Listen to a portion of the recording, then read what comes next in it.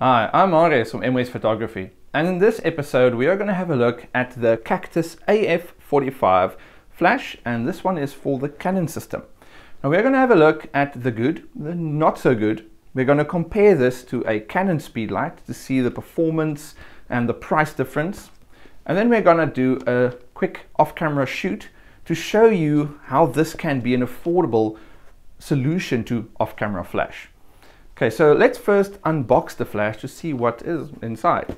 Okay, so when you open the box, obviously inside will be your user's manual, and then this very nice looking velvety bag you can store the flash in.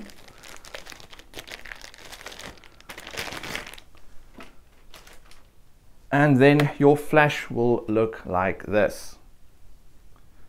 Now if we quickly look at the flash, if you look at the front section here, you will see it's got this red part right here.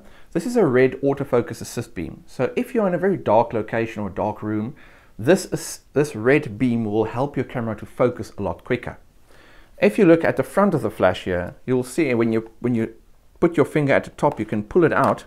There's a wide angle flash diffuser. This is when you want to use your wide angle lenses. This will help to distribute the light to the sides so you get better flash range, or not flash range, distribution, better distribution of the flash to the sides on a wide angle lens. It's also got this little bounce card. You can put the flash diffuser away if you want to, just pull it back.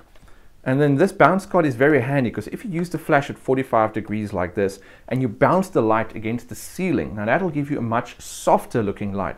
But just to make sure you've got some nice full on people's eyes, it's not too dark maybe there, the light bounces against this and goes straight forward. So this is very handy. Right then, just get this thing back in here. Okay, the overall feel of this lens is actually very solid, not bad at all, especially when you come to the bottom of this flash. So here you can see it's got a full metal hot shoe at the bottom. A lot of more entry-level flashes have only got a plastic one, and that can easily break from like really using it that often. So it's nice to see there's a metal one at the bottom. Then it's got a very interesting lock that you lock the flash to the camera. You just press your button, or you just press the button with your finger, and you can hear on my mic, when I press it down, you can hear it goes in all the way, almost like these plastic Ziploc things. You just pull and it locks in place. When you want to release it, you just press on the sides and you can see it just bumps out. So that's actually a very nice method to hold the flash to the camera. Then, like I said, you can also tilt the flash all the way from 0 to 90 degrees. You can also turn it to the side like this. It's also very handy if you want to bounce the flash backwards. Now, very important, we come to the back side of the flash.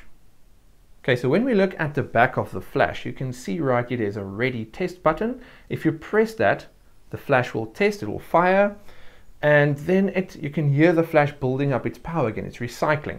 When it's ready to shoot, you can see this light come back on. When you turn the camera on and you focus halfway, telling the camera to communicate with the flash, you'll hear the zoom inside the flash is operating, and this light will also turn on, telling you ETTL is now active. When you focus halfway and you turn the lens barrel as well, you can hear the focus when you're zooming, it's also being transferred. That information is also being transferred to the flash, so the flash is also zooming. The reason for that is that if you are shooting wide, you want light to the sides of the image. You don't just want light in the middle and vignetting on the sides where it's too dark. So the flash works with the camera. If you are zooming, it also zooms with the zoom lens, making sure that the right amount of light is being transferred to where you want it on the image. Something I don't like about this flash is that it can only zoom till 85 millimeters, where on the Canon flash you can zoom till 105. So it's a little bit limiting there. You will have more power on the Canon because the camera is throwing all the light while it's zooming into that range. I hope that makes sense. So if you zoom a lot, you will have a little bit less power on this flash than on the 430. Right, then we've got here our off and on button, and then also this one, it says S and off. If you turn this one on, you'll see it immediately goes to manual, and this is now a display function. So when any other flash now goes off, it will trigger this flash. We're going to use this when we do the off-camera flash a little bit later in this video. Just going to turn that off. When you're working with the flash on the camera, that will need to be turned off because you're using the TTL, you're using it as a normal flash. And you're going to see right here, there's a light. If I press that, the screen will light up and you can see the details on the back of the screen when you're working in a dark room. And there's also a zoom button right here. But when you want to use the zoom, you need to go to the manual function. So I'm going to press the mode button right there. And when I press that button, you can see it jumps from TTL to manual. And it's showing me full power right there. So when I zoom with this, you can see it also zooms the flash head. So we've got 24mm, we've got 28, we've got 35, we've got 50mm. Where this becomes very handy is when you're doing off-camera flash and you want to control how narrow or how zoomed in that beam of light is. You can do that without the flash being attached to the camera. So you can use this for your off-camera work as well. Okay, then if you want to change the manual power, you've got the 1:1, which is full power. If you want to change that, you just press the mode button again. You can see there's half power, there's quarter power, there's eighth power, and there we've got 16th power. If you press it again, it's going to jump to TTL. Then you can see there's also a button here. It's going to turn on audio so that you can hear when the flash is ready and stuff like that. And then also two buttons. You're not really going to use that much unless you're working in manual on a camera that doesn't have TTL like this camera does. Then if you press the mode button, like for instance here under manual, you can see there's ISO button and there's also ISO right there. So if you press the ISO, you can see it going through ISO 400, ISO 800, and it also tells you how many meters you've got flash distance with. So you can see how far you can have the subject away from the camera. So if I press the ISO again, there we're back at ISO 25. And the f-stop as well. As you press the f-stop button, for instance, I pressed again, there's 2.8. It's going to have more light coming in, so we've got more range with the flash. If I press the f-stop again, we've got f2, again more range until we press it all the way. When we get back to f11, the aperture is much smaller, or the size of the aperture, so you're going to have less range. So everything is at the back of the screen, very cool, but most of the time you're not really going to be using these two. You're going to most of the time either be in, if you press the button again, you're going to be either in TTL or you're going to use the manual function for off-camera work. And then also here on the side of the camera, you can just open the compartment for the 4 AA size batteries. Okay, so when we look at the good side of this camera, I do enjoy the full metal hot shoe at the bottom and the locking mechanism, very easy to use. I'm glad it didn't use just cheap plastic to make it fit on the camera. I do enjoy that. The autofocus assist beam is definitely a plus. And then I also enjoy the wide angle diffuser and the bounce card, very handy. But a definite plus point is the built-in slave, like I showed you with that S button just now. It's very nice about that. We're going to talk about off-camera flash, and these flashes price-wise, not that bad, especially with that built-in slave. Because with that slave, you can do off-camera flash. I'm going to talk about using a trigger and then using just this, and I'm going to show you how much money you can save just by using that button on the flash. So it is very handy. And then it's got front curtain, rear curtain sync, and what else is there? I think I covered basically everything on the good side. So now let's talk about the not so good side. Okay, the first thing I'm not that happy about is the adjustable power control. Now, if you are using the flash not in TTL but in manual mode, you have the option to adjust the power to full power, half power, quarter power, eighth power, and then 16th power. Now, your more expensive Canon flashes like your 430EX2 and other brands as well, like my Nikon flashes and everything, it allows me to go to 32nd power and 64th power and even 128th power. Now, when I'm working specifically with off-camera flash, I'm adding in lots of flashes in the picture to light it exactly the way I want to. Then I'm sometimes using 64th power, 128th power. Maybe I've got the flash almost on top of the object I'm taking a picture of. If you don't know what off-camera flash is, you will see soon near the end of the video when I'm doing a little off-camera flash setup to show you why it's important to be able to do off-camera flash. So then I, a lot of the times, use 64th, 128th power. This one stops at 16th power. So for me, that's a little bit too much light. In the end, you're going to have to use a very expensive flash diffuser. You're going to have to sellotape some toilet paper in front of it just to diffuse the light so that it's not as strong. So there is a workaround, just put something in front to make the light a little bit softer. And trust me, toilet paper works like a dream. Okay, so that's the only thing that bothered me a little. I wish it went at least to 64th power or even just 32nd power so you can control it a little bit more, but otherwise it's fine. I just wish it could go a little bit further. Okay, then when you look at the box, at the back of the box it says fully compatible to Cactus wireless flash trigger. Now this for me is a little bit misleading because it doesn't say there you need to have the set. When you look at the website at Gadget Infinity where they sell these items, you'll see there it says compatible with when you use the full wireless flash trigger set. Now what that is, here you've got a Cactus version 4. This is basically your set. This is your transmitter, the version 4 transmitter, and also the version 4 receiver. So you put this on top of the camera there where the flash goes on. And then this goes here below on the hot shoe. And you can see it just quickly locked in place. Like I said, I like this mechanism. And then when you press the button here, it fires the flash here. Now, when you look at the back of the box, it says it's compatible with the flash trigger. You think, okay, so if I just use my version 4 transmitter, you can just press the button, it's going to fire the flash. It doesn't work that way. You still need to have this component. You need to have the set. And the set, I think, goes for almost $40. I think it's like $35.95 or something like that. It's almost $40 for this set. So if it could fire it immediately, it would have actually been very nice. But you'll also notice when you look at the version 4, you'll see it's got little dip switches there where you can change the channels. There's no channels on this flash as well. So if it could do this, it would have needed to have those channels built into the flash. You could actually set on which channel you are. So I just wish they just made the wording a little better on the box, because it can be misleading for someone who's picking up the box and, oh, awesome, I can use my version 4s on here, and it'll immediately work. Or at least just this transmitter. Okay, so then another thing that bothered me is the recycle times is a little bit slow. Now this will depend on what type of photography you want to do. So if you put in rechargeable batteries in here, I tested the Canon 430. Now I'm a Nikon user, so I used my older 430EX. You also get the EX2 now. I used my older Canon flash and then also an older SLR body to test the flash with. But I used the 430 with a fresh set of rechargeable batteries, and it could, at full power, when I pressed the test button, immediately recycle it for another shot in about 2 seconds. So it's not bad, but trust me, if you're doing a wedding and it's a stressful shot you're trying to get here, 2 seconds is actually a lot of time. So this flash takes about 6 seconds to recycle, a little bit on the slow side. So that bothers me a little. If you really want to do pro work, I would more go towards the 430. If you're a casual shooter, then waiting 6 seconds for full power flash, because you're not always shooting at full power. You're most probably shooting at 1/8 power, quarter power, or something like that, or half power.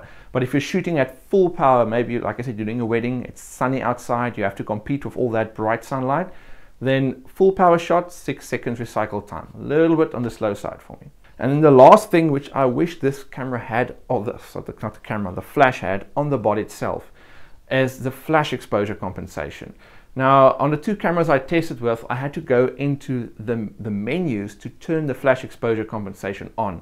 On your Canon flash, it's just a button press on the body and you can tell the flash, okay, I know you think you're right when you're shooting in auto, but the flash is a little bit too strong, shoot underexposed, go to the minus side, or maybe the image is too dark, you want it brighter, you can tell the flash, okay, go to the plus side.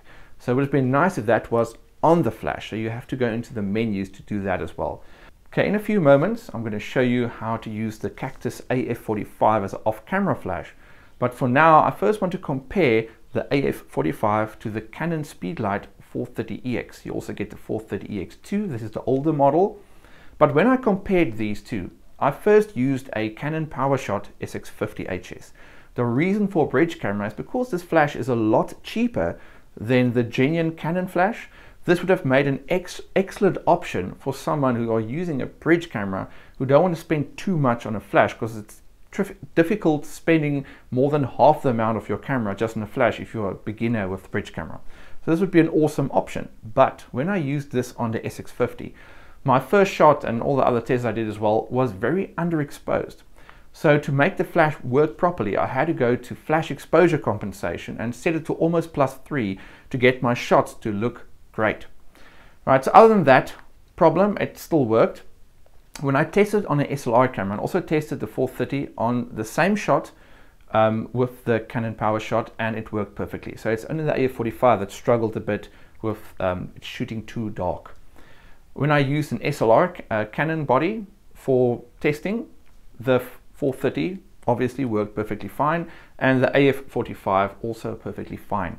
The only real difference that bothers me, like I said, with the not so good section, is the recycle time on this. It's not as fast. This is about 2 seconds when using the exact same batteries. So I tested the recycle time on the AF45, which is about 6 seconds, took the batteries out, tested it on here all at full power, and this one was about 2 seconds. So in a very hectic shooting, like a wedding or something, or you're pushed for time, you need to get all the shots, this one will deliver more than the AF45. If you're a casual shooter and you're using flash now and then, it's not just such a big problem, then this will work perfectly fine. It's just if performance is an issue, then I would rather go this route and pay more for the Canon Speedlight than for the AF45. Okay, then when you get to the price comparison, there is quite a difference. Now for the South African viewers who are watching this video, you can visit CameraWorld's website. The link is right here on the video. You can also contact them directly and to request prices on the 430, because at the moment I'm shooting this video, the dollar prices I'm going to be using now, that's the current prices. So for the South African viewers, just contact CameraWorld and ask them about the 430X2 or the AF45 to get the prices. They also ship throughout South Africa. For my overseas people watching this episode, do not contact them for flash because they do not ship overseas. Okay, so where did I go for my price comparison? The first thing I did was I went straight to the source of where they sell these flashes, and you can find them at Gadget Infinity. Now this flash, the AF45, is $105. Not that bad compared to $249, I think, to $249 to $259 for this one. So basically you can buy 2 of these for the price of this and still have some cash left. Okay, so that makes a pretty big difference. Okay, so if I have to recommend these 2 flashes, if you are a professional photographer or you just need a much more demanding flash, then I'll rather go for the 430X. It's much faster recycle times, more power output control, it's more variable, you can choose more, like I said, 32nd power, 64th power, more options on here, but it is more than twice the price of this AF45. Okay, so to who can I recommend this flash? You're a casual photographer, here and there you use flash, it's not such a big deal, then this is not bad considering it's $105. Okay, so now the very important part, how this flash can save you money. Okay, so like I said, I use these Cactus version 4 triggers. Now the version 2s I didn't like, they misfired a lot. The version 4s work great. I even have them plugged into the studio light here at the back. So when I'm taking pictures, I've got this on my camera's hot shoe, and the moment I press the shutter to take the picture, it fires my flashes, or I mix my flashes with my studio lights, all by just adding these receivers below either the studio light is plugged in with a cable at the back, or I just plug it in below my Nikon speed lights, and then everything just works great. Okay, so now when you buy this costs, I checked on Gadget Infinity, for the set like this, it's $39.95. Now that will only trigger 1 flash. So if you've got a flash or you want to buy a flash, you're going to have to buy this set of almost $40 to have 1 off-camera flash. And if you want another off-camera flash, you're obviously going to have to buy another one of these receivers, and the more flashes you've got or lights you want to trigger, the more of these you need to buy. And they go for $23.95, say $24. Okay, so this set will set you back, what, like $64 for this set with an extra receiver. So say you want to have 2 off-camera flashes. You want to have 1 light to the side and 1 light here, like in a studio, like I've got here. You want to have maybe 2 umbrella flashes. You're going to need 2 flashes, and you're going to need to have 2 of these receivers and also a transmitter. Now where this is actually very handy, I'm just going to put this down here quickly. Where the slave function, that's why I'm so happy they put this function in here. What's nice about the slave function is you can have one flash on the camera. The reason that's important is when you're working with slaves, this flash will fire when it sees another flash go off. You're going to see that happen now in the next section. This flash goes off when it sees another flash. That's also very important. The two flashes will need to see each other. You can't put this flash 50 meters away and then expect this flash to fire and get that flash to go off when you're taking a picture of someone you're very far away. Then those wireless units will be better. But if you're in a little home studio or something and you're inside a room, you can just take this flash, fire it back to the back side of you, just fire it that way. When the flash bounces around, that light will trigger this flash. Now you don't need to have those wireless triggers. You can work without them. So that's already saving you $64. It's almost paying for one of these flashes. So the reason you need to have a flash on the camera is because of pre-flashing. If you use the pop-up on your camera, 99% of the time that thing is going to pre-flash, especially if it's firing in TTL. The problem is when TTL, the flash doesn't go off just once. It goes off a few times. You just don't even notice it with your eyes. It's that quick. So the flash goes like that. So it might flash, trigger this one, and then do the real flash when it takes the picture. Then it looks like the flash has gone off, but it hasn't gone off. So you need to make sure that the flash firing on your camera is firing in manual. Then it'll work. So that's why I'm going to use this 430 now. I'm going to use this on the camera in our next shot we're going to take. I'm going to put this in like 30 seconds power. Only a little bit of power I want on this flash to go off. When this flash fires, it's going to trigger this. So if you buy two of these flashes, it's going to cost you $210. You've got a 2-light setup, and that's all you need to pay. You don't need to buy any other triggers or anything. You just put this on a light stand with maybe an umbrella, shoot through that. You've got a little home studio for $205. You don't need to buy anything else. So for that reason, this is actually very cool. You've got full power to 60 power increments you can set. You've got a little mini studio. You don't need to buy all those other stuff. Just be careful with how far you are away. The flashes do need to see each other. Okay, so now let's do a shoot with these two flashes, with this being my main flash and this being my off-camera flash. Okay, for the image that we're now going to take using off-camera flash, what I've done for my setup is I've got two tables behind each other, and then I've taken this piece of perspex. Now the image I want to create is you're outside, it's raining, and you're looking through this window at this glass with red wine, because it's winter now in Cape Town. So that glass I'm going to enjoy after the shot. I'm allowed, it's winter. So I want to have the illusion that you're looking into this house and you're looking at that glass of wine. Okay, so the glass of wine I'm going to have out of focus, and this, the perspex, which will be the window, I'm going to use this squirt bottle and then just have water on it like this. And then I've got this holder that's got my fog juice in for my smoke machine. I'm just holding it there so the thing doesn't fall over and I end up with red wine on the carpet. And this glass is just here so that the perspex doesn't fall over. Then I've got a black background in the background. And then that flash, the Cactus AF45, is on a tripod. And then on the front of the flash, I've taken a CTO gel that's color temperature orange.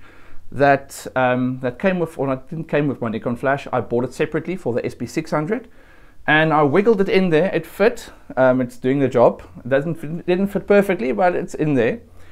Okay, so that's going to change the color of the light to orange, because I wanted to have it must look like it's being shot from light that's coming inside the house. That's the purpose of the off-camera flash. The light must come from that direction and not from this direction. Okay, so on the camera, I've set the white balance to flash, to balance the light to the light that's going to come off a flash. So this light will just give off normal white flashlight that's on the perspex, while the light in the background will have that orange cast to it. So now to show you the purpose of this exercise, why we want to use off-camera flash, I'm first going to turn this camera on, and then I've put it to program, so it's going to be in auto mode. It's going to just do its thing. And this flash I've also got here to ETTL, so it's an auto, it's just going to do its thing. Now I've already focused the camera and I've turned the switch to manual focus, so I don't have to focus again. And I'm just going to take the shot. Now when you look at that picture, it's terrible. It's just a piece of perspex with a bright highlight from the flash and little droplets. So it's not that great. So now I want this flash to trigger that flash in the background and create light that's coming from inside this room, or the room from the picture that we want to create.